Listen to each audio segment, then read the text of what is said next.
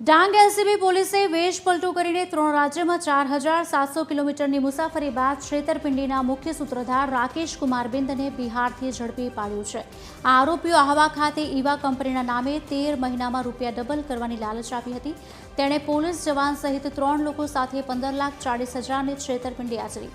અગાઉ આ ટોળકીના એક સભ્ય સંજય રાઠોડની ધરપકડ થઈ ચૂકી છે, જ્યારે મુખ્ય ડિરેક્ટર હવે પોલીસ સકંજામાં છે.